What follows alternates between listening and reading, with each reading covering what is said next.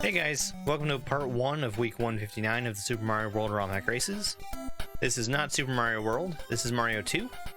The level today is called Peach Palace by redfeatherz. It's 4 out of 10 for difficulty. We've seen an SMB2 level from redfeatherz before in the RomHack Races, and they've also published a complete RomHack called Crazy Daydream. Let's go ahead and get started. So we have a Peach level. We kind of knew that from both the title of the level and the little intro text that we had earlier. The way that Peach's float works, you are able to refloat so long as you have jumped since the last time you floated. It's not touching the ground that recharges the float, it's jumping up in the air that does. I was kind of confused by these mushroom blocks. I couldn't really make them go under the door very easily. I was standing right next to it and hammering on the button and it wasn't doing anything. Turns out you have to duck, because if you have something directly in front of the block that you're holding in front of you, it doesn't let you throw it.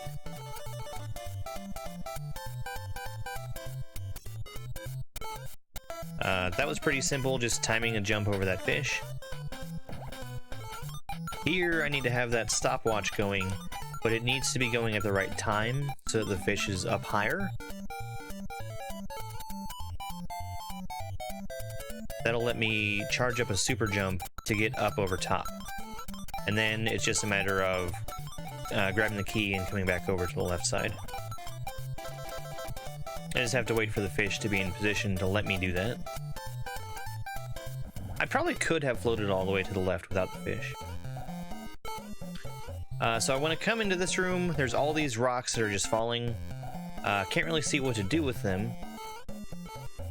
There is this rock right here that hits me. I'm able to grab it, and I'm kind of thinking maybe I could do, you know, some kind of weird shell jump type thing. But it looks really hard. So I go back and explore, and the stopwatch persists between going through doors.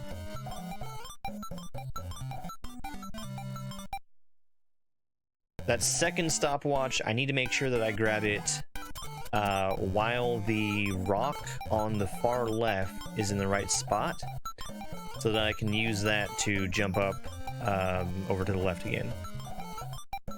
And what happened there is that I started floating at the very top without realizing it, so it didn't have a float left over to use when I was actually down next to the rock.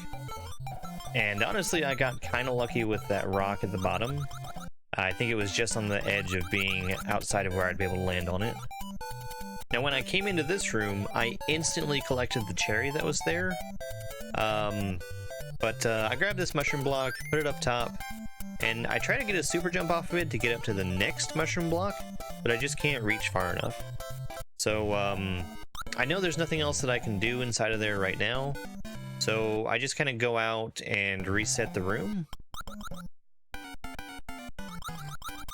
And kind of just experimenting right now. I take this mushroom block over and I try putting it on top of the cherries, and I didn't realize that was going to work, but it lets me get enough height to be able to go up top. I'm trying to do the same thing with this mushroom block here, but it's too tall for me to actually jump up on top of it. I realized I need to collect that top cherry. So again, I go back down, reset the room, and I've got this cherry to give myself a place to put the block. I might actually not even need to have 2 blocks there, but this is the safe way to do it anyway. Kind of in a rhythm now, where I'm just taking mushroom blocks, putting them on top of cherries. Just kind of waiting for this Pidget to come back so I can grab him off of his carpet. And I know I'm gonna have to go up because it's the only direction that's available. I was actually trying to kill that Ninja with the Pidget and just missed. I was able to get in the door now. Now this guy here was really scary. I'm really not good at avoiding the fire that he shoots. Honestly, it's probably going to work out best for me just to intentionally take damage there and use iframes to get past the rest of this little area. This fire, it's already a lot easier to get through because it's not going straight up and not creating a solid wall that I can't get past. So I just grab this and bring it over. Again, I'm suffering from not knowing how to throw the block into the gap, and I know now I need to duck in order to actually release that mushroom block.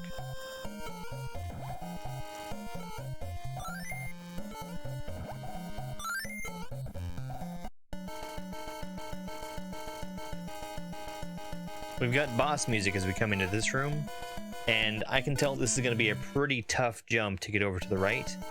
I have to catch that shy guy riding the Ostro as they're both falling. It kind of works out if you just go once you get to the door, though. It was nice that I had the little platform there to see ahead a little bit. I know what I need to do. I have been given a couple of Bezos to be able to jump off of, and I get on that one and I just don't press the jump button in time and slide off. This whole section here is just about preserving your float so that you can get to the top of the ladder and then float over to the side once you're there. You can't easily jump off of ladders. It can be done, but it's kind of a tight trick to do so. I was making sure that I jumped straight to this ladder from the ninja and didn't float over to it. I was expecting to have to float off the top of this, but it just lets me climb off.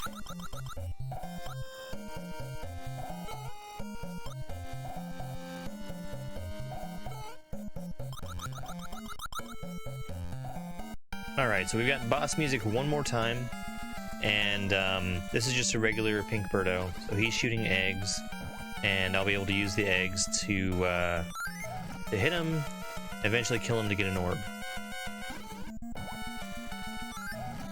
The only problem here is that once you hit Birdo for the third time, the orb also gets knocked back, so if you're attacking this Birdo from the right side, you are very, very likely to get it to fall off the edge just like that.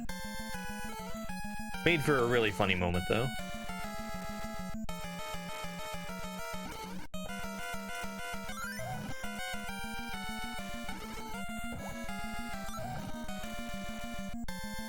Just kind of taking that egg, jumping around Birdo so I can hit him from the left side, putting the orb in a safe spot. I never realized that to get inside of a hawk mouth like that, you need to be standing on the floor. The hawk mouth that comes alive that you have to fight to get into its mouth, I don't think that works the same way, but these stationary ones, you do have to be standing. My time here was 10 minutes and 52 seconds.